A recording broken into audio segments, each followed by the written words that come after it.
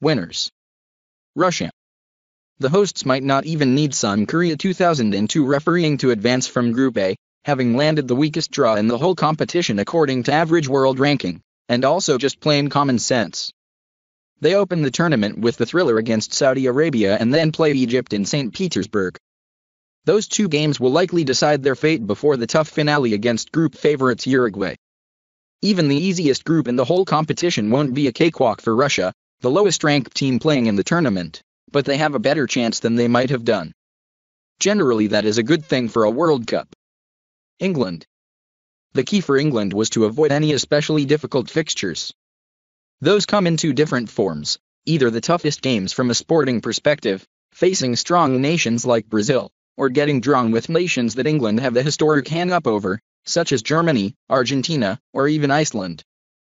Gareth Southgate has swerved both of those situations, ending up with Belgium as the top-seeded side. The Belgians have only beaten England once, in 1936, and while they are a completely different footballing nation now, there is not necessarily a fear factor with playing against the Red Devils, even though they are loaded with talent. Panama and Tunisia represent slight unknowns for England. Or they do now, at least. Southgate's staff will scout the pair thoroughly to try and avoid any slip-ups, but overall they will be quietly pleased with how things turned out in the Kremlin. Losers. Opening ceremony fans. Some people love nothing more than the fireworks, interpretive dance, and mid-level pop stars that you get at the opening ceremonies of major sporting events. Read more. World Cup Draw 2018, group-by-group guide as England face Belgium. But if you were looking forward to Pitbull emerging from a Russian doll for a duet before a belting opening fixture, then unfortunately you might be disappointed.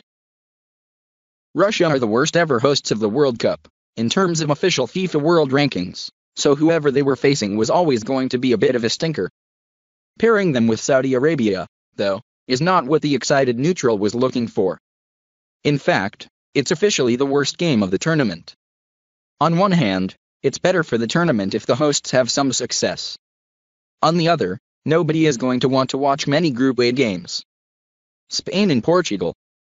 The 2016 European champions and the 2012 European champions have been bundled into a fascinating-looking Group B. Carlos Queiroz, the coach of Iran, faces his homeland and Morocco face their neighbors to the north, but the headline fixture is, of course, Portugal vs Spain in Sochi. Coming on the second night of the competition, this will be the tournament's first ding-dong fixture. It will likely be a cautious affair given neither will want to cede control of the group to their Iberian rival, but whoever finishes second in the group faces the nightmare of a second-round clash with, almost certainly, Uruguay. The reward for beating two-time world champions Uruguay would likely be a quarter-final with France before, and this is projecting wildly at by now, Brazil or England. If you're going to put war in your title, you're going to need some battles. And it looks like a group of Avengers are going to be battling some monsters. Spider-Man probably isn't going to die. Sony would be less than pleased with that outcome, but he certainly looks like he's in a tough position when Thanos has him.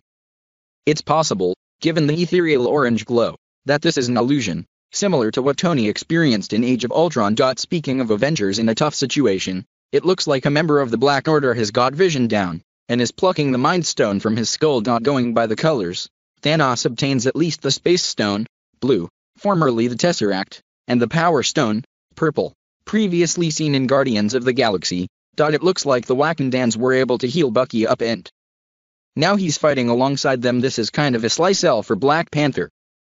Remember, that's the next Marvel movie, and it will probably help out to let audiences know, if you're excited for Avengers, Infinity War, you're definitely going to want to see Black Panther in February. We haven't seen a full gathering of Avengers, but it looks like War Machine, Winter Soldier, Black Widow, Captain America, Hulk, Falcon, and Black Panther will be doing some fighting on the outskirts of Wakanda. And this is your big shot. Thor, looking a little worse for wear, meets up with the